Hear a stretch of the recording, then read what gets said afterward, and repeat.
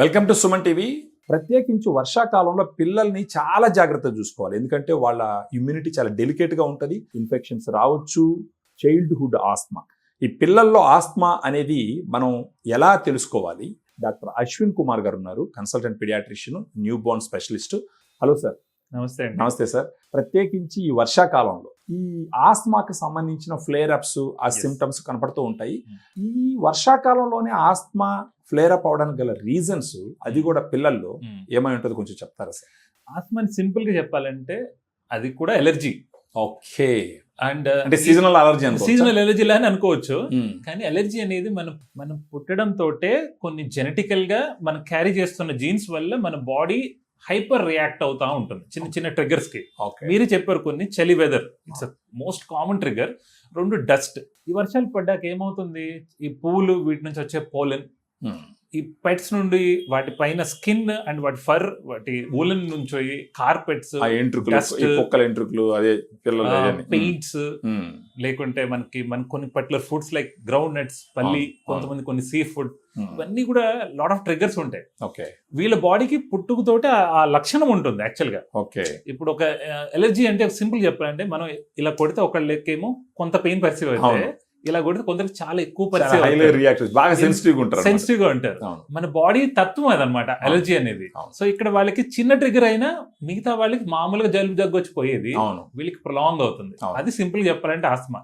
అంటే ఈ క్లైమేట్ లోనే ఎక్కువ వస్తుంది, వింటర్ అండ్ రైనీ. అంటే ఎలాంటి సిమ్టమ్స్ ద్వారా తెలుసుకోవచ్చు సార్ బేసిక్ గా? అంటే ఒకటి వచ్చేసి వాళ్ళకు ఊపిరి ఆడదు అన్నది ఒకటి, అండ్ ప్రత్యేకించి పిల్లల్లో ఊపిరి ఆడట్లేదని అంటే చాలా పానిక్ కండిషన్. అవునండి. చిన్న పిల్లల్లో ఊపిరి ఆడట్లేదు అన్నారంటే చాలా పానిక్ కండిషన్, మొత్తం ఫ్యామిలీ డిస్టర్బ్ అయిపోతుంది.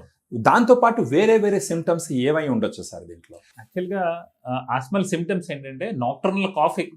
నాక్టర్నల్ అంటే రాత్రిపూట వచ్చే దగ్గు, మొదలయ్యేది దగ్గుతోటి. ఆయాసం వరకు వచ్చిందంటే ఆల్రెడీ సివియర్ ఫామ్ లో ఉన్నట్టు. కానీ మనం అన్ఫార్చునేట్లీ ఆయాసం వరకు వెయిట్ చేసి డాక్టర్ దగ్గరికి వస్తాం. అలా కాకుండా నైట్ కాఫ్, పగలంతా హుషారుగా యాక్టివ్గా ఉంటూ ఏ జ్వరం లేకుండా ఆడుకుంటూ ఉండే పిల్లవాడు రాత్రి అయ్యేసరికి విపరీతంగా ఎందుకు దగ్గుతున్నాడు అనేది మనకి ట్రిగ్గర్ అవ్వాలి. That is the first sign when you need to consult a doctor. Because రాత్రిపూట చలి వెదర్కి ఏమవుతుందంటే మన లంగ్ ఎయిర్ వేస్ కుచించుకుపోతాయి, ఎయిర్ లోపలికి వెళ్లే ఇంటేక్ తగ్గిపోతుంది. సో దానివల్ల వాడు దగ్గి దాన్ని ఓపెన్ అప్ చేసుకొని అప్పుడు ఫ్రీగా నిద్రపోవాలి. ఇచ్చే రిఫ్లెక్షన్ అన్నమాట అది. ఎగ్జాక్ట్లీ. సో ఇప్పుడు దీన్ని గుర్తించినప్పుడు ఇమ్మీడియట్ గా పిల్లల్ని డాక్టర్ దగ్గరకు తీసుకొస్తే, అంటే దీనికి క్యూరా లేకపోతే మేనేజ్మెంటేనా సార్? To be frank, childhood wheezing అని మాత్రం అనాలి, ఆస్మా కూడా అనకూడదు. వెరీ స్ట్రాంగ్ ఫ్యామిలీ హిస్టరీ ఉంది, వాళ్ళ తల్లిదండ్రులకి లేదా నియర్ గా ఉన్న రిలేషన్ లో అలర్జీ ఉంది అనుకోండి, వాళ్ళు 10 years దాటిన తర్వాత కూడా దీని నుంచి బయటపడలేరు, అప్పుడే ఆస్మా అంటాం. లేదు అంటే 90% ఆఫ్ ద కిడ్స్ ఏమవుతుంది, జనరల్లీ 7 years వచ్చేసరికి ఈ సీజనల్ గా ప్రతిసారి ఎఫెక్ట్ అవుతున్నా కూడా they get better out grow. Very ఒక 10% వాళ్ళు ఎప్పటికీ అలానే ఉండిపోతారు, లైఫ్ లాంగ్ ఉండిపోవాల్సి ఉంటుంది. కొంచెం ఎర్లీగా అటెండ్ అయినప్పుడు ఏమవుతుందంటే, మనం చక్కగా ట్రీట్మెంట్ చేసుకోగలిగితే with simple nebulisations and allergy medication తోటి వాళ్ళ గ్రోత్ తో పాటు లంగ్ గ్రోత్ కూడా బెటర్ గా అవుతుంది. కాబట్టి దే మైట్ అవుట్ గ్రో. అశ్రద్ధ చేసినప్పుడు ఏమవుతుంది, వాళ్ళ గ్రోత్ హ్యాంపర్ అవుతూ ఉంటుంది, లంగ్ కూడా సరిగా గ్రో కాలేదంటే ఆ డెవలప్మెంట్ లో వచ్చే లోపం వాళ్ళు పర్మనెంట్ గా ఆస్మాటిక్ లాగా ఉండిపోవడానికి. అంటే మీరు చెప్పిన పాయింట్ నాకు అర్థమైంది ఏంటంటే సార్, ఈ చిన్న వయసులో వచ్చినప్పుడు అశ్రద్ధ చేయకుండా మీ దగ్గరికి తీసుకొస్తే అప్పుడే సరైన ట్రీట్మెంట్ ఇస్తే, ఒకవేళ వాళ్ళ బాడీకి జీవితాంతం దాన్ని ఓవర్కమ్ చేసే క్యాపబిలిటీ లేకపోయినప్పటికీ అర్లీగా గాన అటెండ్ అయితే, ఒక వయసు వచ్చిన తర్వాత లైఫ్ లో ఎప్పుడు ఆస్మా లేకుండా ఉండేదానికి కూడా అవకాశం ఉంది అని అంటారు మీరు? కొంత అవకాశం ఉంది, కానీ ఇది మాత్రమే కంప్లీట్ కాదు. ఎందుకంటే మనం ట్రిగ్గర్స్ నుంచి అవాయిడ్ చేసుకోగలగాలి. అది ఎలాగో మేనేజ్ చేసుకుంటాం. కొన్ని ఫ్లూ వ్యాక్సిన్స్ ఎవ్రీ ఇయర్ ఇస్తే కొంచెం ఇమ్యూనిటీ పెంచుకోవచ్చు. అండ్ ఎవరికైతే జలుబు దగ్గు ఫ్రీక్వెంట్ గా వచ్చే పిల్లల దగ్గర నుంచి కొంచెం దూరం ఉండగలిగితే, కొంచెం హ్యాండ్ హైజీన్ అండ్ వేడి వెదర్ లో ఉండడం, కొంచెం ఆవిరి పెట్టుకోవడం, హాట్ వాటర్ గాగల్ చేయడం, ఇలాంటివి చేయడం వల్ల మన సఫరింగ్ తగ్గింది అనుకోండి. ఎర్లీ చైల్డ్హుడ్ నుంచి మన లంగ్ బెటర్ గా గ్రో అవుతుంది. కాబట్టి వాళ్ళు అవుట్ గ్రో అయిపోయే ఛాన్సెస్ ఎక్కువ. 10% తప్పించుకోలేరు, కానీ 90% తప్పించుకోవడానికి స్కోప్ ఉంది. కాబట్టి అర్లీగా అటెండ్ అయితే ఇట్ హెల్ప్స్. పిల్లల్లో ఈ ఆస్మా రిలేటెడ్ సిమ్టమ్స్ ఉన్నప్పుడు, ప్రత్యేకించి నైట్ టైం దగ్గుతూ ఉండడము, డే అంతా యాక్టివ్గా ఉండడము, సో ఏదన్నా ఒక ట్రిగ్గర్స్ వాళ్ళ దగ్గరకు వచ్చినప్పుడు వాళ్ళకి కొన్ని అన్యూజువల్ గా ఇలాంటి సిమ్టమ్స్ కనపడడం, వాళ్ళకి తీసుకొస్తే ట్రీట్మెంట్ చేస్తేనే భవిష్యత్తుకి ఎంతో మేలు అని అంటారు. డెఫినెట్ గా ట్రీట్మెంట్ లో కూడా చాలా మంది అపోహలు కూడా ఉన్నాయి. ఇది ఒక మాట నేను చెప్తాను. ఆత్మ వచ్చిందంటే మా వాడి ఇన్హేలర్ మీద పెట్టేస్తే వాడికి ఎప్పటికి ఇన్హేలర్ వచ్చేస్తుంది, లేదంటే నెబులేషన్ లో పెడితే కంటిన్యూస్ గా అది ప్రమాదం వాడికి. ఎవరో ఒకరు అడ్వైస్ ఇచ్చే వాళ్ళు ఉంటారు. ఇది సోషల్ ట్యాబు, అలా ఏం ఉండదండి. యాక్చువల్ గా నెబులేషన్ ఈజ్ వెరీ సేఫ్. ఇన్హేలర్ ఇచ్చాము అంటే ఆ కుర్రవాడికి అది అవసరం పడింది కాబట్టి ఇచ్చాము.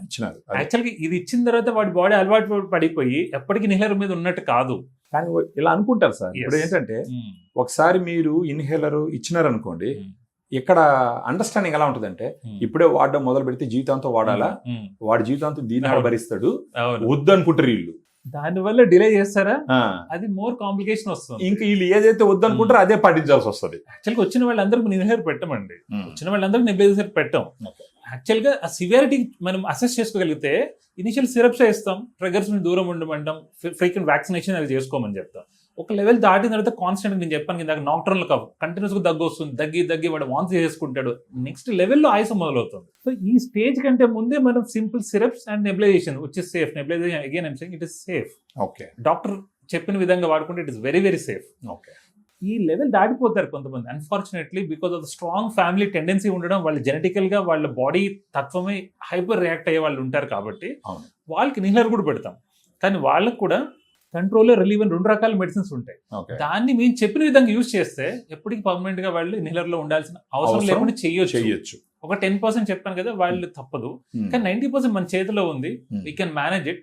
ఈ సోషల్ గా వీళ్ళు చెప్పారనో వాళ్ళు చెప్పారో లేదా మన అపోహల వల్ల అవి వాడకుండా మనం పెంచుకోకూడదు అనేది నా డిలే చేయకూడదు అనేది మీ point. Exactly. Very good information sir, thank you. వర్షాకాలంలో ప్రత్యేకించి మనం పిల్లల్ని గమనిస్తూ ఉండాలా. రాత్రిపూట వాళ్ళకి కంటిన్యూస్గా దగ్గు వస్తూ ఉంది, పొగలంతా యాక్టివ్గా ఉన్నారు, ఇంకా వేరే వేరే విషయాలకి వాళ్ళు ట్రిగర్స్ కనపడుతున్నాయంటే, ఆస్మా రిలేటెడ్ సిమ్టమ్స్ మీకు కనిపిస్తున్నాయంటే దయచేసి అశ్రద్ధ చేయొద్దని చెప్పేసి డాక్టర్ గారు చెప్తున్నారు. ఎందుకంటే ఈ ఇన్ఫర్మేషన్ సీరియస్గా తీసుకొని మీ ఇళ్లలో ఎవరైనా పిల్లలు ఇదే విధంగా కానీ సఫర్ అవుతూ ఉంటే ఇమ్మీడియట్గా డాక్టర్ దగ్గర తీసుకొచ్చేసి మీరు సరైన ట్రీట్మెంట్ తీసుకోవడం వల్ల వాళ్ళ భవిష్యత్తుకి మీరు ఆస్తి ఇస్తారో ఎవరో తెలియదు కానీ వాళ్ళకి ఆరోగ్యకరమైనటువంటి ఒక భవిష్యత్తు ఇచ్చేదానికి అన్ని రకాల అవకాశాలు ఉన్నాయని చెప్పేసి డాక్టర్ గారు చెప్తున్నారు. Thank you very much.